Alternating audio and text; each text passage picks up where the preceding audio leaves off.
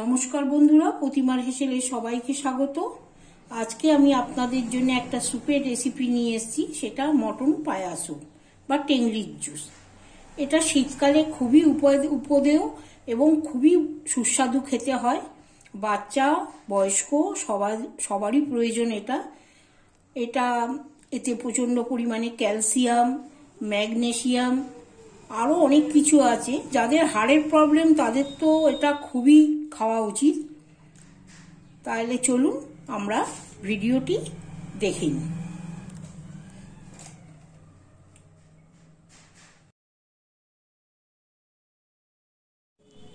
Mutton পায়া soup বা টেংরির juice যাই বলুন, এটা খাসির মাংসের পা নিয়েছি আমি এখানে অল্প করে দেখাচ্ছি আপনাদের, দুটো নিয়েছি। এটা করতে আমার এইটা লাগছে।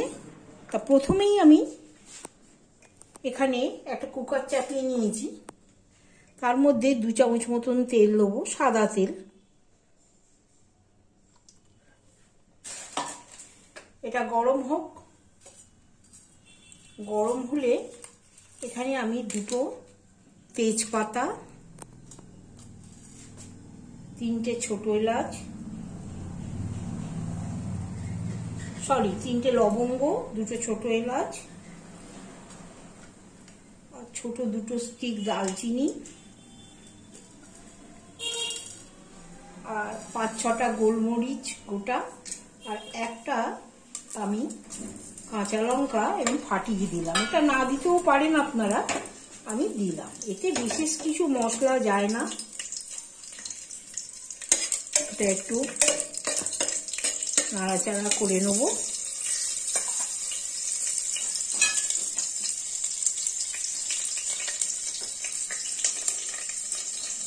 এর মধ্যে আমি একটা পেঁয়াজ দিলাম। এই স্যুপটাকে ঠিক করার জন্য এখানে একটাই পেঁয়াজ দিলাম।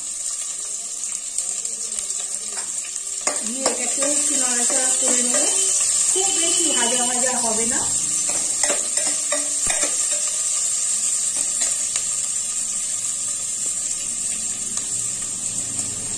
এর মধ্যে একটু রসুন কুচি দেবো আর একটু আদা কুচি দেবো।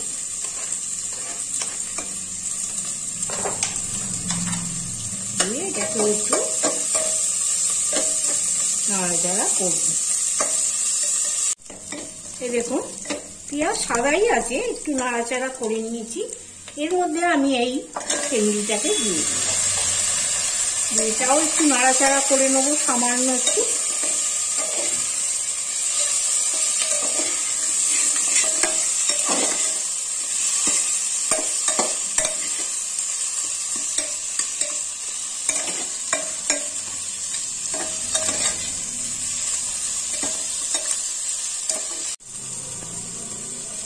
এই দেখুন, সামান্য একটু নাড়িয়ে নিলাম। এইবার আমি এখানে 2 গ্লাস মতো জল দিয়ে দিই। জলটা পরে আপনারা বাড়িয়ে কমিয়েও নিতে পারে। এখানে একটু নুন দিয়ে দেবো।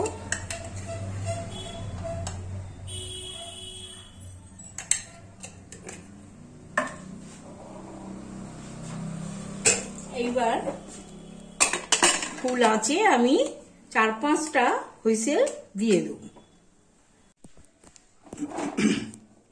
এই দেখুন, ঠান্ডা হয়ে গেছে, কুকার ঠান্ডা হয়ে গেছে। আমি হাই ফ্লেমে 2টো সিটি দিয়ে এবার 20 মিনিটের জন্য সিম আঁচে রেখে দিয়েছিলাম।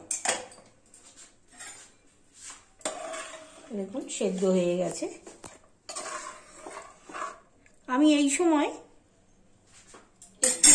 গ্যাসটাকে জ্বালিয়ে এর মধ্যে আমি একটু গোলমরিচের গুঁড়ো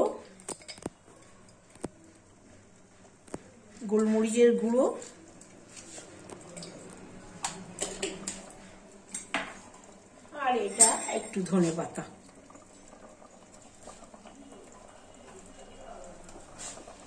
দিয়ে এটাকে নাড়িয়ে